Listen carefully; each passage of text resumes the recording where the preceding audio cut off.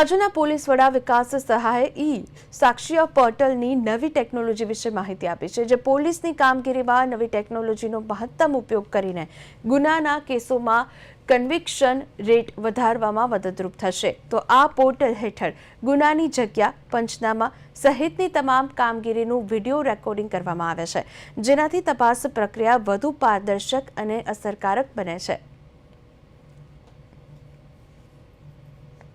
તો video રેકોર્ડિંગથી conviction રેટમાં વધારો થશે અને વિકાસ સહાયે સાક્ષી પોર્ટલની આપી હતી આ અંગેની માહિતી.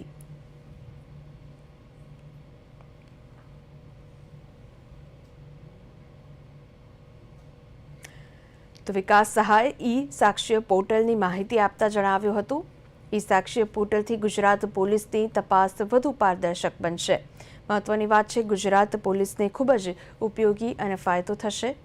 આ સાથે વિડીયો રેકોર્ડિંગની સુવિધા પણ હવે થશે ઉપલબ્ધ. વિડીયો રેકોર્ડિંગથી કન્વિક્શન રેટમાં વધારો થશે. તો વિકાસ સહાય સાક્ષી પોર્ટલની આપી માહિતી, તેવા સમાચાર હાલ સામે આવી રહ્યા છે.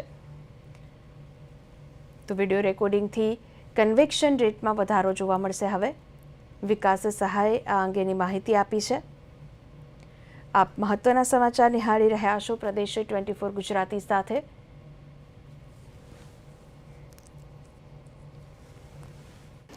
સાક્ષી એટલે એક પોર્ટલ છે.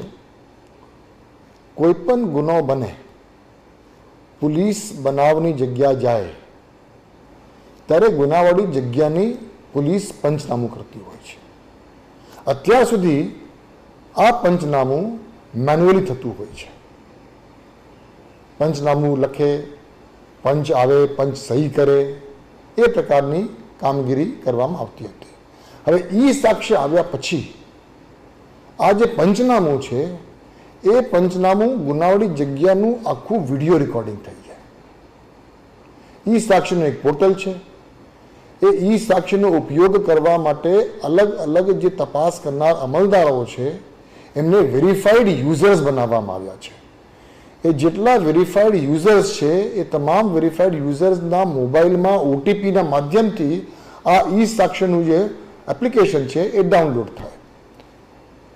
ગુજરાત રાજ્યમાં આશરે એવા 24,000 તપાસ કરનાર અમલદારો છે જે સાક્ષી માટે રજીસ્ટર્ડ થયેલા છે. એટલે એ તપાસ કરનાર અમલદાર જ્યારે ગુનાવાળી જગ્યા જાય એટલે સાક્ષીના પોર્ટલથી એ લોકો ગુનાવાળી જગ્યાનું પંચનામું કરે, વિડીયો રેકોર્ડિંગ કરે. પંચોને પણ દેખાય, પોલીસને પણ દેખાય અને આખું જગ્યાનું પંચનામું થઈ જાય. એ પંચનામું થયા પછી સાક્ષીના પોર્ટલ ઉપર સબમિટ બટન છે, એટલે સબમિટ બટનને પ્રેસ કરે એટલે આખું જે વિડીયો રેકોર્ડિંગ થયું હતું એ સાક્ષીના પોર્ટલ ઉપર જતા